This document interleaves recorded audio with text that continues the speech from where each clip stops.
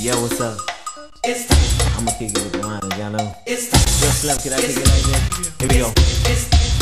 Well, it's time to make that change. People of the world today are fading. All of us have our ups and downs. You better think about it or you won't be around. What we need is a little bit of love, sent by one from heaven up above. Chicken 50, it's simple and plain. This ain't no game, you know what I'm saying? What? Time to make a change.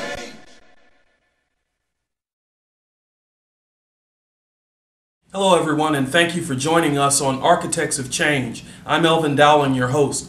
Today we have probably the greatest, certainly the greatest architects of change, the inimitable, the undubitable, the fantastic Leslie Calvin Brown, Miss Mamie Brown's baby boy, who's here to talk to us today about the importance of embracing change to achieve greatness. Can you talk for a moment about why it's important to never give up? It has been said that as we look at our goals and things that we want to achieve, the willingness to keep our commitment to our commitment is crucial. And commitment is the willingness to go from rejection and failure to failure without losing enthusiasm. Being willing to stick it out. That you have the mindset, no matter how bad it is or how bad it gets, I'm going to make it. When I was diagnosed with prostate cancer and I received 238 radiation seed implants, the doctor said to me, you have 2 to 3 years. That was 14 years ago. My mantra to myself, no matter how bad it is or how bad it gets, I'm going to make it. I'm not going to allow this to stop me. And I was willing to have a full game plan of what I was going to do to fight back. I believe that life is a fight for territory. And once you stop fighting for what you want, what you don't want will automatically take over. When you are willing to keep your commitment to your commitment, that empowers you to snatch victory from the jaws of defeat, that you refuse to give up. Even a broke clock is right twice a day. Absolutely. If you keep on coming back again and again and again, eventually you will get a breakthrough. Now, our next step is actually from you, and you often talk about getting a new group. So step number 8 is get a new group. Can you expound on that, what you mean and why someone who isn't where they should be should get a new group? A study, 30 years it took, was conducted to determine what is the major cause of obesity. Most people thought it would be because of the American diet.